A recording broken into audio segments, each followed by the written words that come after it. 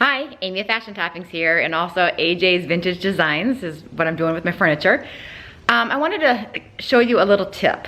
Now, when doing an area that is too small for a paintbrush, or doing spindles on a rocking chair or on a table with very tiny spindles, I'm gonna show you a quick trick. Here we go. Okay, this is the piece I'm working on right now. I did like a vintage blue with some brown wax details, just to make it look a little bit aged. I saw new knobs on those because those were broken. So I fixed it all up and I painted it blue. I'm gonna make a new top for it, but it used to be the bottom half of this monster.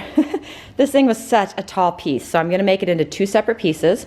I'm gonna put legs under this, and so it'll be a separate cabinet, and I'm making a top for this. And the reason I'm doing that is because this is kind of like a catch-all. It's kind of like a desk, a mail center. Drawer pulls out, you press a button, it folds down, and it turns into a desk. Now, this is what I want to show you. Areas like that are impossible to get a paintbrush in. A paintbrush, even if you're careful, the handle of the paintbrush will scratch on the sides, and you're going to be constantly touching up. So I got one coat on it right now, so I thought I'd share with you a little trick on how to get in small spaces just like that. Okay, the first thing you're going to want to do is take a glove. Make sure you have a glove on your hand because this is going to be messy. Put a glove on your hand. Take an old sock. Push up your sleeves, of course. Take an old sock. I have plenty of socks that I've turned pink. So take a sock, your glove, put your hand inside the sock, like this, and I'm running out of paint. This is a mixture of a bunch of leftover paints, and that's how I got this color. And you're gonna pour paint on your glove or on your sock.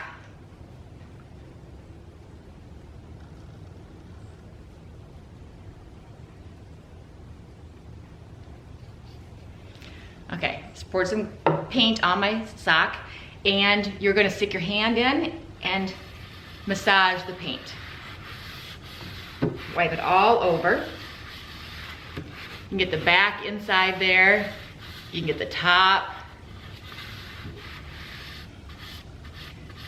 And you can see the color difference. That's the first coat, there's the second coat. So that's how you get into nooks and crannies. And the paint goes a long way on the sock. It's pretty absorbent. And you just rub the paint in. I'll show you on an area you can see a little bit better. I'm hoping I'm gonna have enough paint to do this project. I won't have to change colors. Okay, and you just massage it in all the areas that, it also eliminates brush strokes. You don't have brush strokes. You're just massaging it in like a lotion. Just rub it in all over.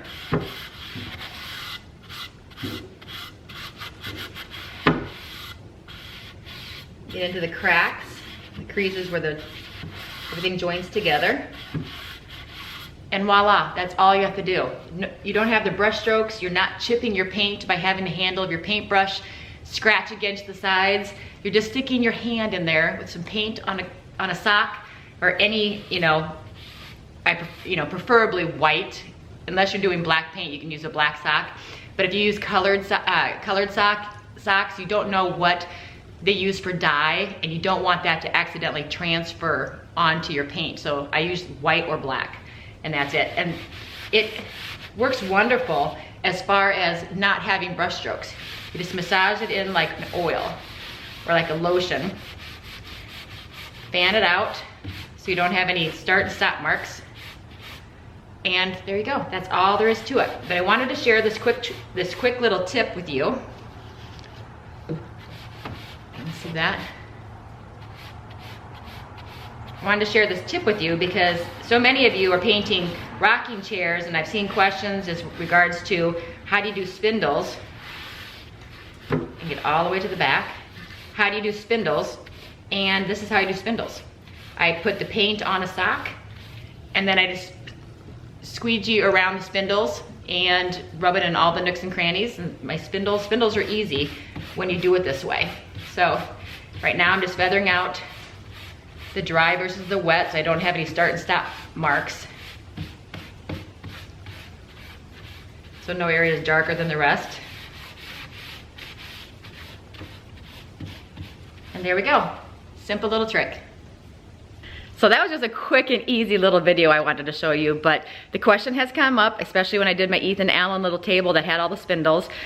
Questions have come up about how do you do spindles, how do you do small areas, and this was a perfect opportunity for me to show you how I do it, because this desk, you can't get a paintbrush into those little nooks and crannies, and those nooks and crannies, that section is attached, it's glued in, it does not pull out. Some desks, you can actually undo a couple screws and that little file area where you put mail will actually slide out. This one doesn't.